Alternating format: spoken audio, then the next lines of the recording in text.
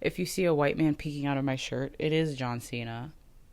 He does not have a shirt on. And that's all I have to say about that. The state of K-pop that we've been in for a while is pretty stale, I would say. A lot of the new songs sound more like copies versus songs that are trying to be inspired by what's trending, which is why Yeonjun's comeback felt a little like a shock to the system. No trending genres, no like Afro beats, no one-to-one copies of songs that are out now. This album has such a distinct sound, a distinct vision, and while the genres are obvious, like the inspiration is obviously there, this comeback and the genres being used were obvious outlets for Yeonjun to express himself. He wasn't trying to copy. The goal wasn't copying. They feel fitting for his energy, tone, lyrics throughout the entire comeback. He and the people that worked on this took inspiration from other genres in music while mixing in Yeonjun's identity as a K-pop idol. This is one of the best K-pop comebacks this year, and this shit came out in November. So let's get into it. Also, I want to say I don't study musical instruments. I do this shit for fun. So at any point, if I say the incorrect instrument or I don't know the name of an instrument and you do, please comment it down below. Also, comment down below what songs that these songs sound like or you think are inspired from. Please, I need all like the music heads that actually study music to like comment down below their opinions, because I'm very interested to hear like a professional person's opinion or somebody who's more educated on this. Okay, let's get started. Talk to you. This song is heavy with drums, electric guitar, the filter over his voice, and I think that there's a bass playing which adds to like the funky sound, which all sounds to me that I just listed are synonymous with Rockstars, and one of the words that I would use to describe this comeback is funky. Like, it is giving very much which I feel like is a bass, or the boom boom boom. Right. I know. How much do I know about bass playing? Callum Hood. This intro is loud, abrasive, and in your face. The lyrics are self-aware and bragging, breaking the fourth wall. He's either talking to someone he like actually knows and has a romantic relationship with in real life, or he's talking to the fans in more of like a BTS Pied Piper type beat. The first track on any project should set the tone, and one of the ways you do that is by giving a hint of the musical themes that will be present and will be explored during the album, and Talk to You did a really great job of that. Next is Forever, which is one of my favorite songs. Life forever, ain't enough. Right. Cover coming soon. I actually do make rap covers, so you should check those out. The synth and the drums gives a really techno, simplistic early 2000s feel. Like, as soon as this song started playing, I felt transported back to like 2008, 2009, 2010, the latest. Mind you, I was fucking like 6, 7, 8, so like what the fuck do I remember? But I do remember music. It just felt like more of a simplistic feel, and I think that the early 2000s, like, right, fuck that nigga, period, next sentence. Kanye West musically really changed the game when it came to hip-hop, because people with hip-hop were expecting one type of sound, and for you to talk about certain types of things in your lyrics, like, you know, like a lot of the stuff that was trending or being pushed was like, you know, oh, I'm so hard, gang activity, blah blah, whatever, which is not everyone in hip-hop. And Kanye West grew up like upper middle class. He went to nice schools. He, like, even the way he dressed, like the polo shirts, that was not a common thing in hip hop. So if he were to do what was trending, like rapping like 50 Cent, it would be super inauthentic. K-pop industry, stop making these 14-year-old chebos talking about spin the block in these songs. Thank you so much. So Kanye West was known for the 808s and When I think of like simplistic sounds in the early 2000s, I think of like the entire song could be made off that beat pad where you can just da da da. That's exactly how this feels. This song does not feel like, okay, we're gonna get the orchestral instruments and blah blah blah, whatever. Like, it's literally, okay, we got the pad, boom, ba, beep, boop, boom, ba, beep. But like, that's exactly how it feels to me. So I would say this song, like the inspiration, or one of the inspirations, I feel like is like early Kanye West. Fuck that nigga though, okay? Cool, I just want to make that abundantly clear, okay? And once again, a very funky song to dance out and vibe to. Very great. I sound like a Jersey mom. Do it. So for most of this album, I feel like he's talking directly to the listeners, and that is obviously present in this song. It reminds me of Tyler, the Creator's most recent release, where he was like, the album, I was gonna say comeback. Tyler, the Creator's comeback was literally just getting people to get up and dance. It was more about the instrumentals, less about the storytelling that is prevalent in his other albums. It was just telling people to get up and dance, and he would throw the dance parties where it'd be like, no recording, just get up and dance, because this younger generation, like, I'm older Gen Z, I'm 24, I don't have the fear of being perceived, because I understand that the internet is not real life. I understand that because I had half my life off the internet without a phone and half my life on the internet with a phone.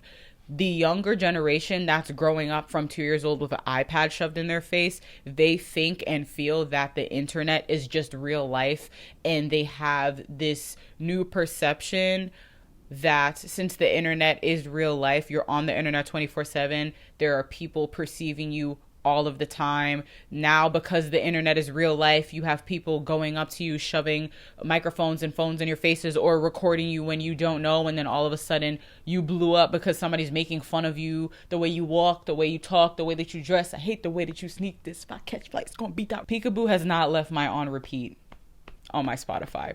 That song came out literally last year, 1 year ago, that entire thing. But because of that, this younger generation like is scared of creating and creativity, because they're scared of being perceived. They're scared if they put themselves out there that they're gonna be made fun of, which is so fucking sad. So that's why Tyler made that comeback and had the parties of like no phones, just like fucking dance and be free. Anyway, that is what this song reminds me of. And while Tyler, the Creator, 2 E's, did that and showcased that of just be free and dance in the instrumentals, Yeonjun is telling you straight through the lyrics. His tone is more lazy and dragged out, and to me that can only be done when you have like 100% confidence in what you're saying and what you're doing, and he has that as a performer. As someone who's seen him perform live, no tea, this isn't even tea, it's just true. Like, there are some people, not just in K-pop, in general, there's some people who only look good on camera when there are 80 different angles. The really good dancers, they look good on camera and look better in real life. Like, Yeonjun is such a great performer. I need him to do a solo tour. Please do a solo tour, bro. With just this album alone, with just these, 5-6 songs, I'm good. I'm there. This song, along with this entire project, seems like a reflection of Yeonjun knowing how to be a great performer and showcasing that in a very, very, very braggadocious way, because he can back it up. Also, I don't know if that's a sax or a horn, but it also adds to the funky feel prevalent in most of this album. And that instrumental change at the end is something that I love so much. The instrumental change makes this my favorite song off of this album. That instrumental change reminds me of this song that I used to listen to all the time when I was younger. And it's just so funny because when you're younger, like when I say younger, I mean like 8 or 9, you're not comprehending the lyrics. Like, I just remembered this song literally last month and I was listening to it and I was like, oh my god, I was listening to this and I was like 8 years old, but I didn't fucking remember. You know what's so funny? I remember the first time my brain like fully turned on, or I gained another level of consciousness, and this song that I used to listen to all the time, I like actually heard the lyrics. Like, I remember this, so like I was in a grocery store and the song, mind you, that I listened to all the time because it was trending at the time, was playing, and then I listened to the lyrics and I was like, oh my god, he was saying that? Like, what the fuck? Anyway, this is the song that it reminds me of.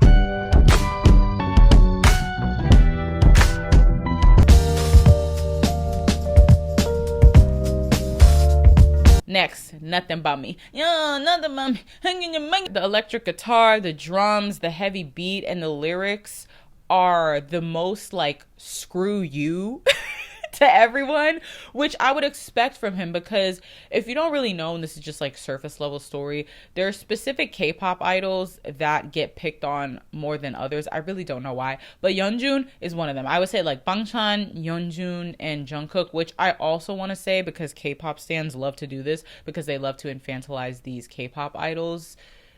Not everything is hate. Some things said about these idols and just celebrities in general, because 98% of celebrities are weird pieces of shit. Criticism is not the same as hate. So there is something that every single K-pop idol has done that they can get rightfully critiqued for. However, there is also hate. Those are two different things. But Yeonjun is one of those K-pop idols that gets picked on so fucking much. Like whenever he does a dance challenge, as much as they're celebrated and loved and talked about, they're talked about. Like he gets picked on whenever he does dance challenges. He gets picked on whenever he dances in general. It was to the point where he won an award for his dancing, and he in that speech was like, I know y'all talk about my dancing. I know everyone has something to say about my dancing. I'll continue to add more thrust. I'll continue to dance hard dance. I was like, oh shit. Which is very not like a K-pop idol to be like, I know y'all are talking shit about me. Or I know you always have something to say about me. I'm going to continue to do it how I want. Fuck you. That was like, not the first hint, but that is something very much a rock star would do. A rock star would get on the mic and be like, you know what? Fuck you. I don't give a fuck. I'm doing whatever I want. Which I'll talk about more later. But like, this was not a concept. This is just who he is as a person. Tastes like coma. Okay? Tastes like coma. Coma. Is it coma? It's not C-O-M-M. Okay, whatever. Tastes like coma. Whatever Yeonjun said. Sure. This song makes sense as to why it's the title track, because it's a perfect reflection of him as an artist and this entire album. And it's also great that it's the last song. Like, it's the title song, but also it's the last song in the comeback. Because, once again, just like how the title track should showcase what you're talking about and an overall feel and vibe of how the entire album sounds, this is a great bow that just wraps up the sounds and, once again, the themes and the subjects that we've been talking about throughout this entire album. So it's great where it is. I would honestly say that this entire album, like the way that it is, the setup is perfect. Him yelling is obviously very ear-catching, and the repetitive lyrics in the chorus makes for a great K-pop song. He switches to his soft tone, which is also complementary with the loud music, because it's like two different things, and it's one way that he's being experimental on this track. I love his soft tone personally when he sings or raps so much. Raps, is he a rapper? I guess he's a rapper. He's not a rapper. He's not a rapper. He's a K-pop rapper, but he's not a rapper, you know? Okay, anyway, I could do a whole YouTube video on that, actually. On top of the 3 or 4 different, like, instrumental changes, crazy, his flow change, too, when he's talking, and obviously, like, the slowed down tempo is so cool. That's not really common in songs. NMIX did that recently. Period, next sentence, that's not a thing that's common. As for the lyrics, I immediately knew he was telling bitches to fuck off, which is why, going back to what I was saying before, this is his identity. This is not a concept that a out of touch team gave to him and he knows nothing about, so he's putting this shit on like a costume and taking it off when the comeback time is over in the allotted 3 weeks. Like, this is who he is. And just in general in life, in order to not go insane, you have to not give a fuck and just be confident in what you do, especially as a public figure, because the amount that they get criticized or just talked about in general, you cannot give a fuck. It is obvious that he doesn't give a fuck. I didn't mention, let me tell you, also a great song. I don't have much to say there besides the fact that Danielle from, is it Danielle? I don't know. I'm sorry. From Cat's Eye, like, Cat's Eye is absolutely known for their dancing and their performing. They're such good performers. So to have her was really, really great. And I just want us to go back to when men and women could interact in K-pop. Bitches were kissing each other on stage. Bitches were grinding each other. Bitches were dancing on stage and just interacting all the time. And that's just not a thing anymore. Obviously, you can tell. The video direction is clear and the aesthetic is clear. The grainy dark filter throughout the video with the hard lighting, the different performances throughout, the playing with levels and the choreography, spacing and direction. This was a legit performance, not a little movement that everybody can learn for a TikTok challenge. This is full on dancing, and that is true to Yeonjun. He's a full performer and a dancer, and that is prevalent in every single choreography that is showcased through the video. Yeonjun already has a music style that is prevalent in almost every single song. Like the drums and the Rockstar aesthetic matches it so well, and once again, it doesn't come off as corny because this is actually who he is. This comeback encapsulated Yeonjun so well because he has a captivating, free, and in your face stage presence, killer dancing, and just like a go fuck yourself attitude in the lyrics that was prevalent in every single part of this comeback. I said this in a TikTok when somebody asked me if I think that being an artist and being a K-pop idol are synonymous, and to me, it's not. To me, if you're a true artist, you're going to have an internal struggle with being a K-pop idol because an artist wants to have the freedom to create art. That's what an artist is, somebody who makes art. You have the labels as a public figure, and then on top of that, you have labels within Korean culture, which like literally like people do not call you by your name. You are called by the relationship you have to that person or the relationship you have in the family. Like you're just supposed to play your role and you can't deviate from that. That's also just a thing in a culture or a society that is not individualistic or values individualism and is collectivism. So there are like different layers within this onion. Which is an onion. Rather than trying to meet everyone's expectations, I just try to focus on making music that I truly believe in. Before I even read this interview, one of the first things that I got from listening to this EP was the fact that his identity was first and the music was developed around that. You can't fake that. It is very, very obvious. The fact that he's basically verbatim saying that shows when you're authentic. That shit is obvious. And when you don't do that, that shit is also very obvious. He said that he's not concerned with people liking this album. And this is something you have to understand, especially when you're creating online. Like it's the most important thing. This is something that I've been focusing on lately because my job is obviously this, creating online. I remember when I randomly got like a stroke of creativity and I ended up making a video. It wasn't like a talking video that I'm known for. And I made the video and it was so fun. Like it was just like, okay, fuck it, go do it. And I did it and I was so happy and I felt like I had the freedom to creatively express myself, which is what creating is about. And then I was like, okay, what time do I have to post it for it to do well? And then, oh, you know, well, people don't really know me for this. And what if people don't? And I was like, wait a second. The point of creating isn't about how people will receive it. I do not create for anyone else but myself. If you're creating for anyone else but yourself, if you're making things and then you're thinking about like in how it'll do in terms of numbers, that's not what creation is. Creating is being able to have the space to express yourself. That's what creation is, down to its most simplistic form. So I've really been focusing on that lately, and Yeonjun's expression in this album and just the way he talks about this album really inspired me. And I feel the happiest when I'm just like, I'm just creating to create. I'm just creating because I want to be able to express myself, and I'm posting it and sharing it with the world because I just want to share it with the world. And whoever can relate to it can relate to it. Whoever can connect with it can connect to it. Like, that's it. I could just get a song and become a person that fits that song. But rather than doing that, I think it's more fun and good to actually write the lyrics, compose, and tell the story myself. It's very clear that this isn't something that is being done before and then given to him. And while that's not a problem within the K-pop industry, because that's what K-pop is, it becomes a problem when we're trying to just do recreations, like one-to-one recreations of songs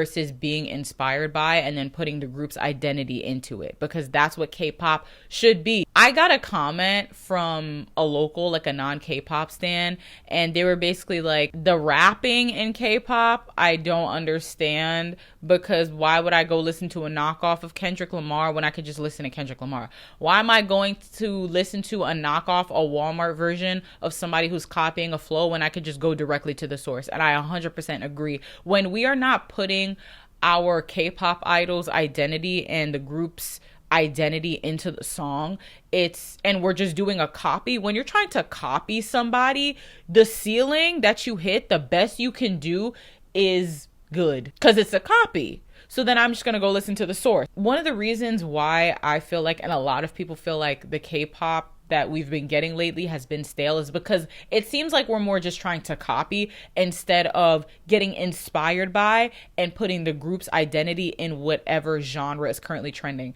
which is what K-pop should be. That is what he did. The genres and the musical influence was obvious, but Yeonjun put his own identity into this, and his whole Yeonjun titled this comeback No Labels because that is how he feels he can be described. Someone who can do any genre of any music, any type of choreography, be styled in any sort of way, whether hair, makeup, outfits. Someone that is too versatile to be boxed in and too talented to not be able to execute everything he does well. Yeonjun is someone who is able to transcend because he is anchored in his identity. So he's able to be versatile and fit into anything because his identity is prevalent in anything he does. So exploring the different genres of music in one project does not come across as discombobulated and not cohesive, because his identity is in every single song. So no matter what he does, it's gonna be him regardless. So overall,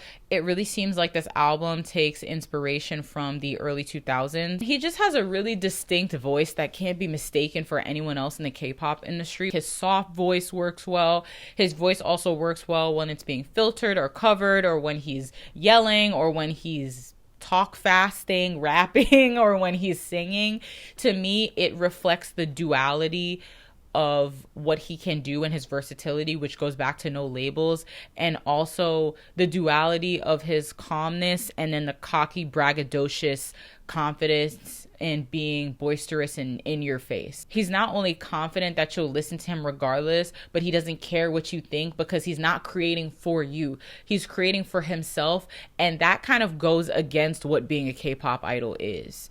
This is a self-serving project because art and what you create is supposed to be self-serving. You are supposed to create to be able to express yourself. I'm going to leave a playlist below of the music I think was being played while this album was being created, or the artists and songs that I think were being taken inspiration from during the creation of this album. Please comment below any songs, like I said before, you think this is familiar to, and or artists that this sounds like, and I will add it to the playlist. But yeah, thank you guys for watching. This is my first full like review of a comeback. I don't usually do this, but this comeback was too fucking good. Like, genuinely so good. Shout out Yeonjun. If you see this, send me an album.